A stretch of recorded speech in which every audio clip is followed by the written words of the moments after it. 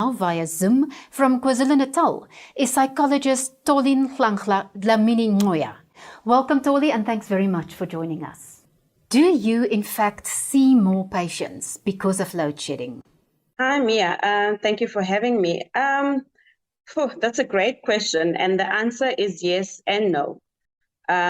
So yes, there is a lot of patients that will need to see us or me as an individual psychologist, but because of load shedding, then they can't get to us. Because of load shedding, we can't have online sessions, so it impacts on service delivery in that sense.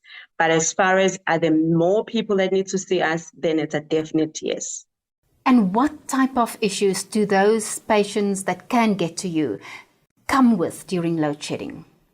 So whether people can get to us or not, the problems that they're sitting with, whether at home or bringing into our stations, as issues of anxiety, depression, a pile-up of stresses, because you could think if you have anxiety because you're anxious, you don't know what is going to happen tomorrow, especially for ones that have private businesses.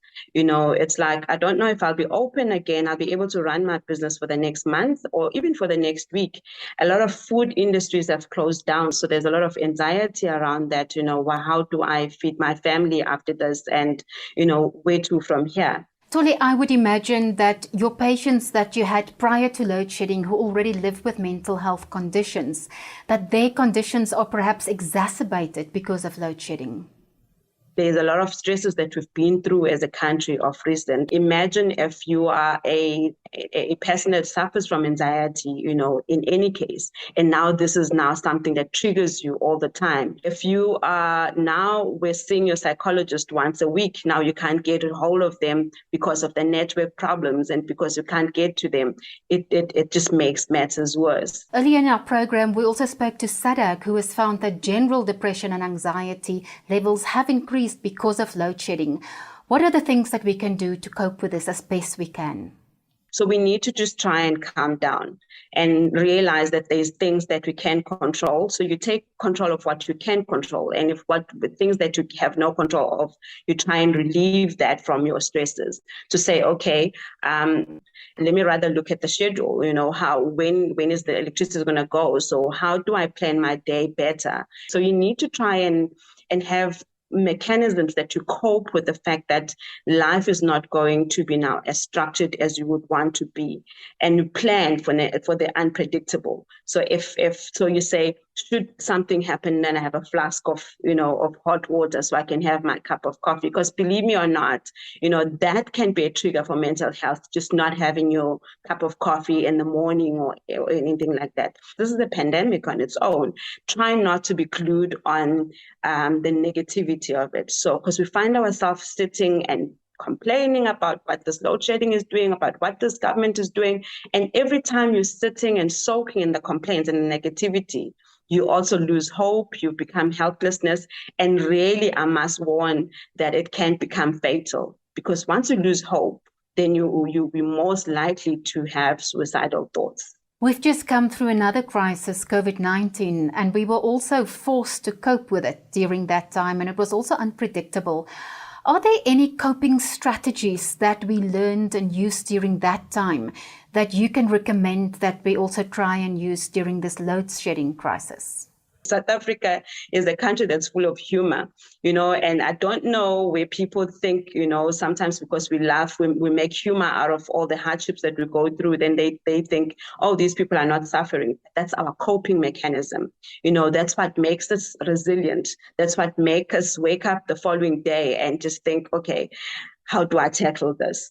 So try and just, in the midst of all this darkness, let's find some light.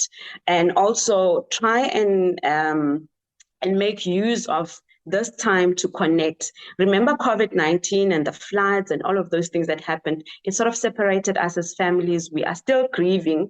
While we were still trying to mourn and grieve for our loved ones that we lost, I think what this has taught us with all these catastrophes is that every minute is important. Every hour is important. So let's treasure that. Let's create memories. The South African Depression and Anxiety Group, in their survey recently, found that one of the coping mechanisms that South Africans say they use during load shedding is to sleep more. Is that a dangerous coping mechanism? The dangers, remember when you're suffering from depression, it's either you have insomnia or hypersomnia, which means you are either not sleeping or sleeping too much. So if you're sleeping too much, then we don't know also whether you're sleeping into depression. And just one moment you will think now you need to get up, and then you just don't know how anymore. So I would say let's keep pushing. Let's just find hope when really it looks dark, and in a literal sense that it's dark, but let's find some light. Let's find things. Let's read if we can, even if you use your light, your phone light, read, try and keep up. Also try and see for other means of surviving without electricity. We survived before. I mean, there was times when we never really, as like us that comes from the rural areas, we really didn't have electricity. There are people who really don't have.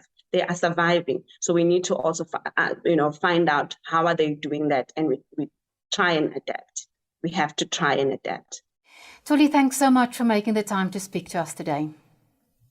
Thank you for having me. Joining us now via Zoom from